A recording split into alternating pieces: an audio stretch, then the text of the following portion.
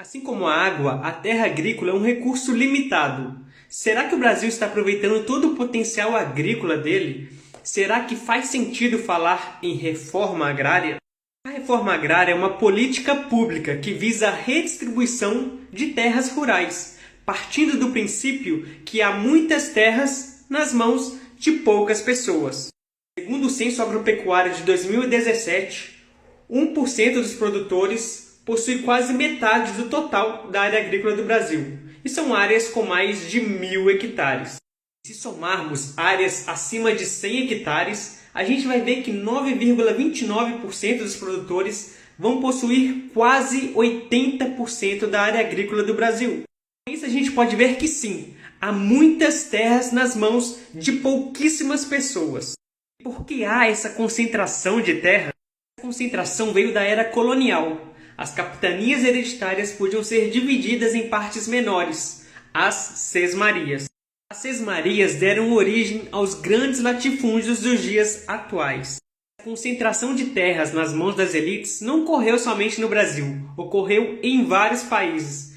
Mas o Brasil é um dos únicos que ainda não fez uma reforma agrária.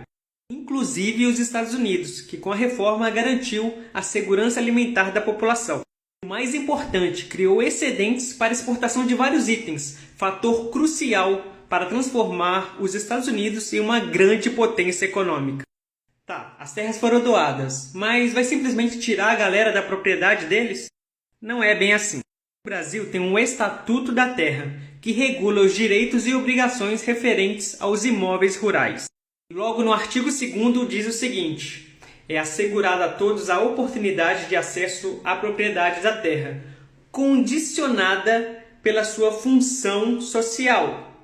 Isso quer dizer que há uma condição para ser proprietário de um latifúndio. A condição é a da terra ter uma função social.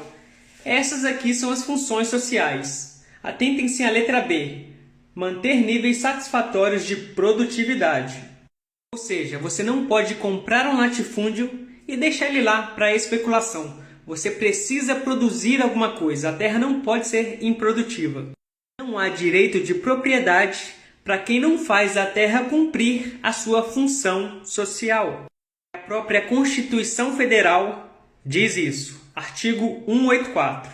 Compete à União desapropriar por interesse social para fins de reforma agrária o imóvel rural que não esteja cumprindo a sua função social, mediante prévia e justa indenização em títulos da dívida agrária. Então, caso o proprietário do latifúndio não cumpra a lei, ele está passível de desapropriação mediante indenização.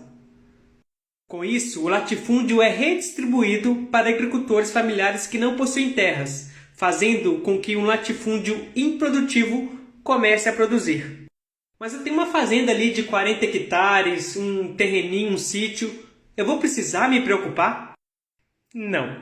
Artigo 185 da Constituição Federal. São insuscetíveis de desapropriação para fins de reforma agrária a pequena e média propriedade, a propriedade produtiva. Ou seja, toda propriedade produtiva abaixo de 15 módulos fiscais não pode sofrer desapropriação. O tamanho em hectares de um módulo fiscal varia entre 5 e 110 hectares, ou seja, 15 módulos fiscais variam entre 75 e 1.650 hectares. Mas será que realmente existem propriedades improdutivas no Brasil?